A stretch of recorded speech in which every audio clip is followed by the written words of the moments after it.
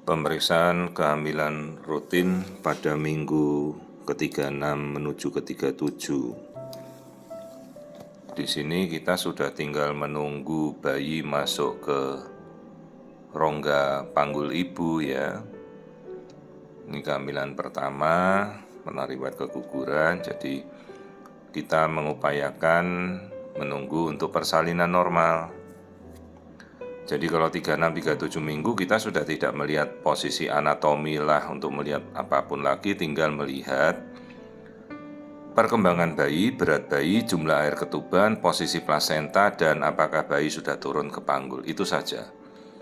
Kecuali tiba-tiba misalnya ada rujukan yang harus saya terima dengan suatu kecurigaan tertentu, atau air ketubannya habis lah, ada tali pusat lah, atau perkembangan bayi yang tidak sesuai, maka biasa kita tetap masih melakukan boleh buat pemeriksaan keseluruhan pada minggu 36-37. Detak jantung bayi stabil ya, 115-165.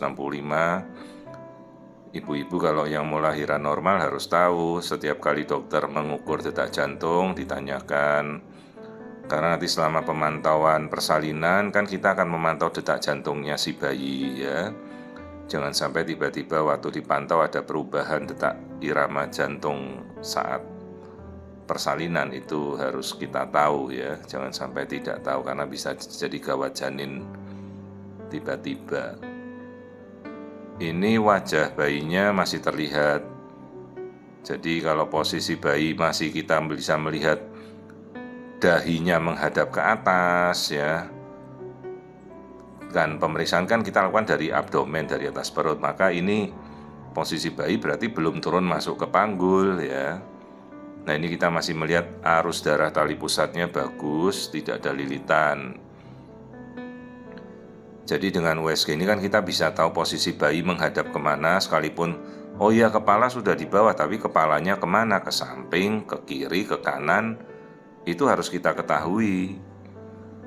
Ya, 36 minggu mestinya dia sudah mulai turun. Kalau belum turun kita sabar saja, tunggu ya. Mau dibawa senam hamil boleh, mau dibawa jalan boleh. Tapi kita harus hati-hati menganjurkan suatu tindakan seperti misalnya ya mau posisi ngepel lah apalah. Kita kan tidak tahu posisi bayi di dalamnya saat ini bagaimana. Kita tidak tahu posisi plasentanya bagaimana. Kita tidak tahu apakah ada lilitan tali pusat. Kita tidak tahu apakah tali pusatnya pendek. Jadi biarkan saja bayinya secara natural ya, jangan dipaksa apapun.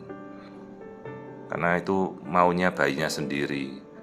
Nanti kalau menganjurkan suruh nungging lah, suruh sujud lah atau apa, begitu tali pusatnya ternyata pendek, kita tidak tahu apa yang terjadi di dalam kandungan, justru yang malah menganjurkan itu malah membuat kondisi yang berbahaya dalam kandungan si ibunya.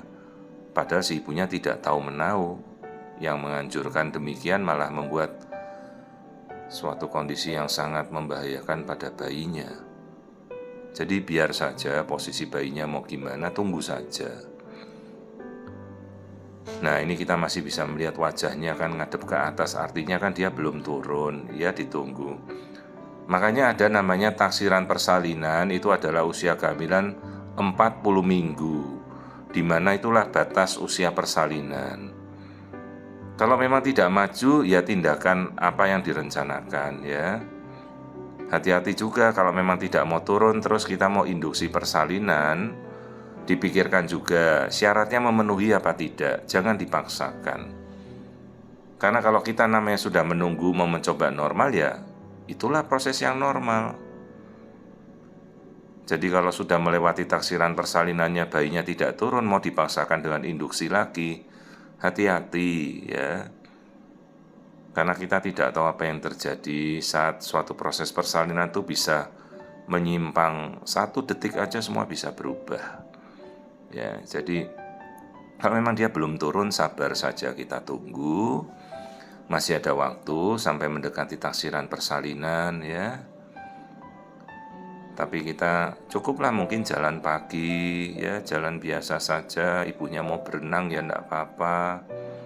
Tapi jangan dipaksa dengan suatu tindakan-tindakan tertentu. Kasihan kita enggak tahu, kita memberikan nasihat, ternyata kondisi bayi memang tidak sesuai dengan apa yang kita bisa rencanakan ya. Semuanya normal hari ini.